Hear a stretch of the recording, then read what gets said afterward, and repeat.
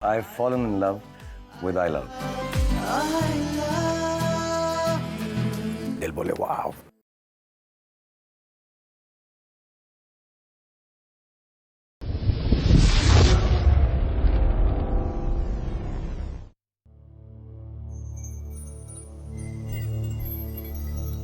हजारों वर्षों पहले सतयुग में धरती, आकाश और पाताल तीनों लोकों में तारकासुर से अधिक शक्तिशाली और भयंकर राक्षस कोई दूसरा नहीं था।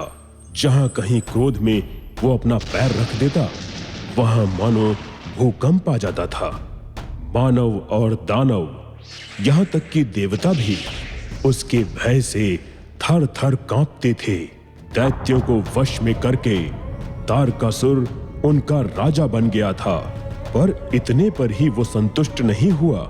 वो तो तीनों लोकों पर अपना राज्य स्थापित करना चाहता था, परंतु अमर बने बिना ये संभव नहीं था।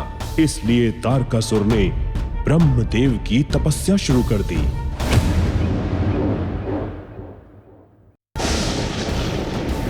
तारकासुर की हजारों साल की तपस्या से खुश होकर ब्रह्मा जी उसके सामने प्रकट हो गए। तारकासुर ने उनसे वर मांगा कि उसे एक बालक ही मार सके। तारकासुर इस भ्रम में था कि एक निर्बल बालक उस जैसे बलवान को मार ही नहीं सकेगा और वो अमर बन जाएगा। ब्रह्मा जी तारकासुर की मूर्खता पर मुस्कुराए और तथास्तु कह दिया। वरदान पाते ही तारकासुर आतंक मचा देता है। धरती और पाताल लोक पर अपनी विजय पताका लहरा देता है। त्रिलोक का राजा बनने के लिए अब तारकासुर स्वर्ग लोक पर भी आक्रमण करके देवताओं की सेना को परास्त कर देता है।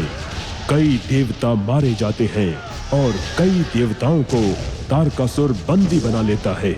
इंद्रदेव के साथ कुछ देवता सीधे ब्रह्मा जी के पास तारकासुर से अपनी रक्षा के लिए पहुंच जाते हैं।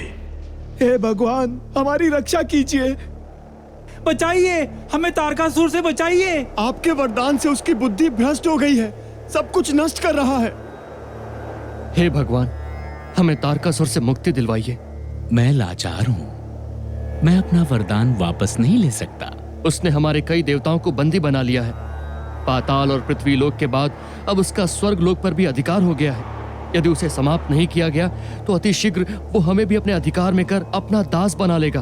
उसके डर से जीवन भर भागते फिरें या फिर उसके दास बन जाएं। उसे समाप्त करने का कुछ तो उपाय होगा। वो मूर्ख इस भ्रम में है कि वो अमर हो गया है, कोई बालक उसे मार नहीं सकेगा।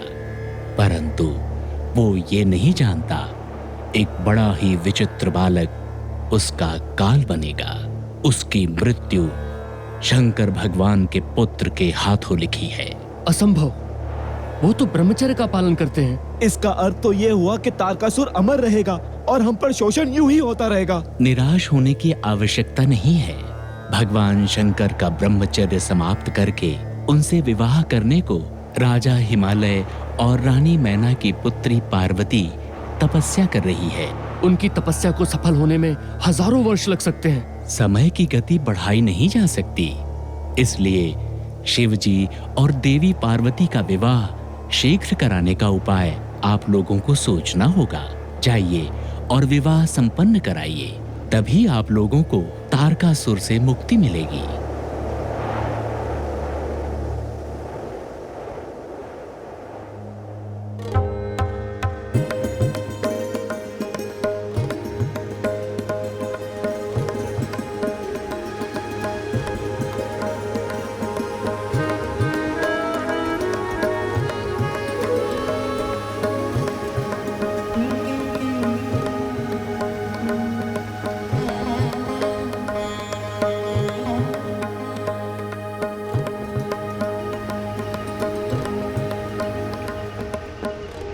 हे कामदेव, हे देवी रति, प्रेम कामना का आप स्रोत हैं और भगवान शिव शंकर ब्रह्मचार्य के विवाह की कामना उनमें तनिक भी नहीं है। इसलिए भोले शंकर में ऐसी कामना को जगाना बड़ी चुनौती का काम है। आप निश्चिंत रहें देवराज, ये चुनौती रति और हमने पहले ही स्वीकार कर ली है।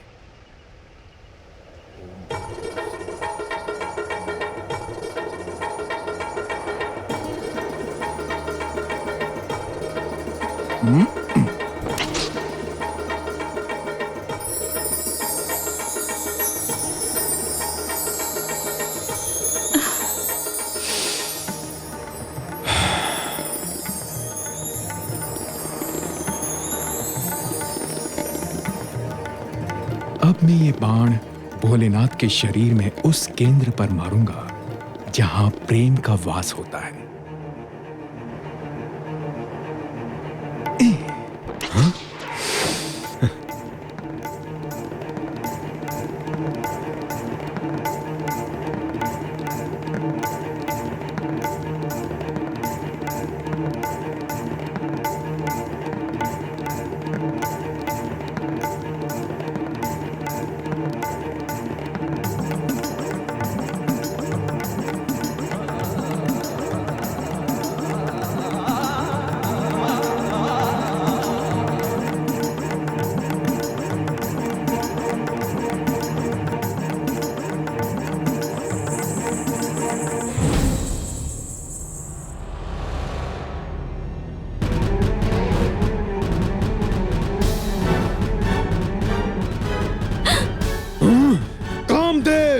तुम्हारा ऐसा साहस! तुमने हमारी तपस्या भंग की है, हमारे क्रोध को उत्तेजित किया है। क्षमा प्रभु, क्षमा। कदापि नहीं। हे भोलेनाथ, हमसे भूल हो गई है, हमें क्षमा कर दें। तपस्या भंग करने का पाप क्षमा योग्य नहीं है।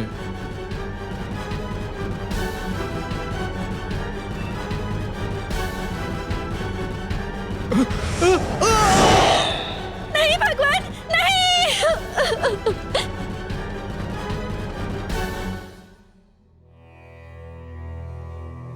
ओम नमः शिवाय, ओम नमः शिवाय, ओम नमः शिवाय, ओम नमः शिवाय। प्रणाम भोलेनाथ। भगवान, आप अंतर्यामी हैं, सब जानते हैं, पर हमने ये भूल केवल माँ पार्वती और आपके विवाह और तारकासुर से त्रिलोक को मुक्ति दिलाने के लिए की है। इन्हें क्षमा कर दीजिए भगवान। नारायण नारायण। प्रभु, माता पार्वती और आपका पुत्र ही तारकासुर का वध करेगा, इसलिए हम सब आपको विवाहित देखना चाहते हैं। देवी, आपकी क्या इच्छा है? नारायण नारायण। प्रभु, इसी इच्छा को साकार करने के लिए तो माता भगवती हजारों वर्षों से तपस्या कर रही थी। नारायण नारायण। तो फिर यूं समझ लो कि ये विवाह संपन्न हो गया। जय शिव शंकर, जय माता पार्वती की। नारायण नारायण।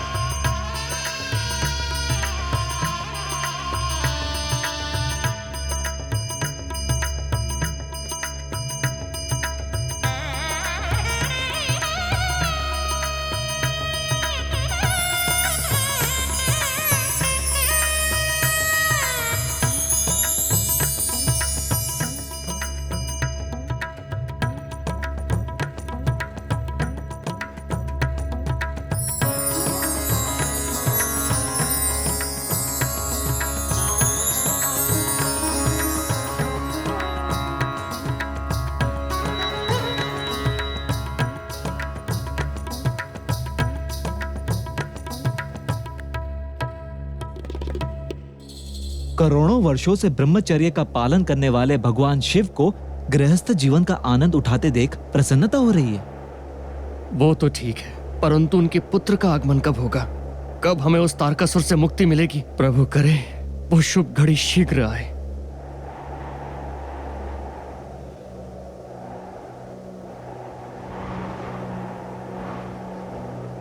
माता श्री प्रणाम। आयुष्मान भव।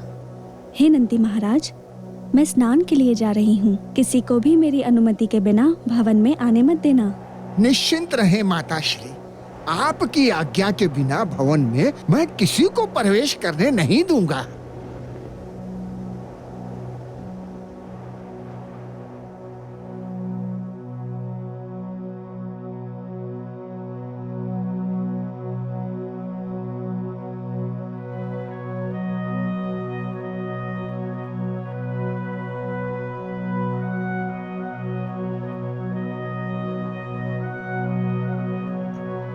प्रणाम भगवान। आयुष्मान भव।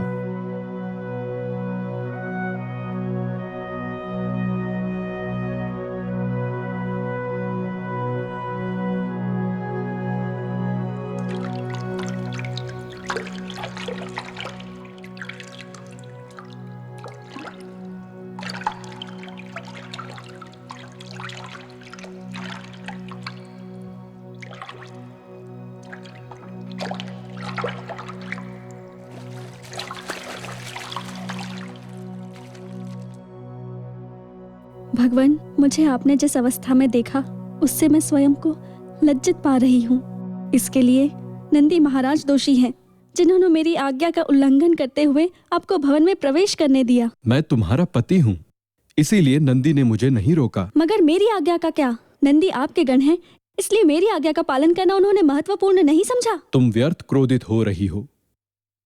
यदि मेरी जगह कोई और प्रवेश करने की चेष्टा करता तो नंदी उसे कदापि प्रवेश नहीं करने देते। मैं जानता हूं तुम क्या विचार कर रही हो। तुम हठी हो और अपना हठ पूरा करके मानोगी।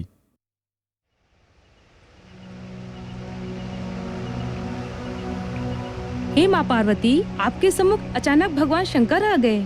ये सुनकर हमें दुख हुआ। भवन के द्वार पर भगवान शंकर के गण की जगह आपका अपना गण होता तो वो केवल आपकी आज्ञा का पालन करता। हाँ, तब कभी ऐसी लज्जाजनक स्थिति उपस्थित नहीं होती। हाँ? हाँ।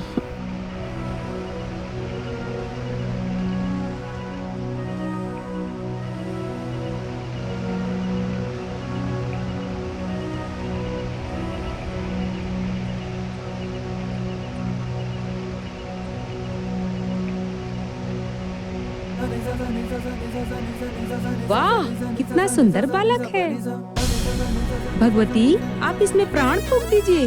अरे वाह, ये तो अति उत्तम विचार है। इससे सारी समस्या का समाधान हो जाएगा। कैसे? इसमें प्राण फूंकने से जो बालक जन्म लेगा वो आपकी सेवा में सदैव उपस्थित रहेगा और वो आपकी मात्र आपकी आज्ञा मानेगा, जिससे आपको कभी पुनः लज्जित नहीं होना पड़ेगा।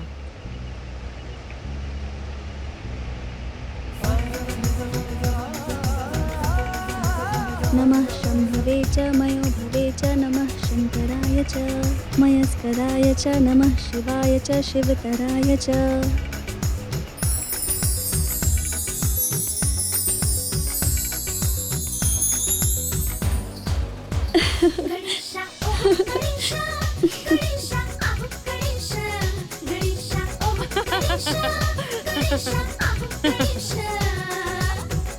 माँ, पुत्र, मेरे लाल। माँ, गणेशा ओह गणेशा, गणेशा ओह गणेशा, गणेशा ओह गणेशा, गणेशा। मैंने तो तुम्हें अपना गण समझकर बनाया था, परंतु तुम्हें देखते ही मन में ममता का सागर हिलोरे लेने लगा है। मैं तुम्हारा नाम गणेश रखती हूँ। तुम मेरे पुत्र हो, गण नहीं। तीनों लोग तुम्हें मेरा पुत्र ही मानेंगे। और मैं आपकी हर आज्ञा मानूंगा माताश्री। जय गणेश, जय गणेश, जय गणेश।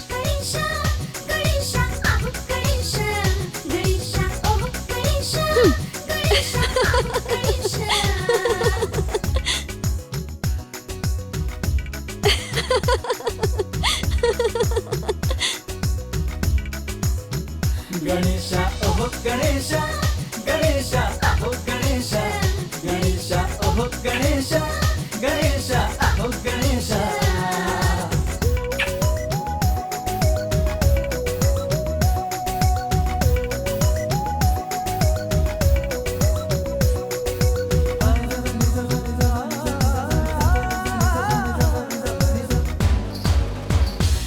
गणेशा ओह गणेशा गणेशा आह गणेशा गणेशा ओह गणेशा गणेशा आह गणेशा। पुत्र गणेश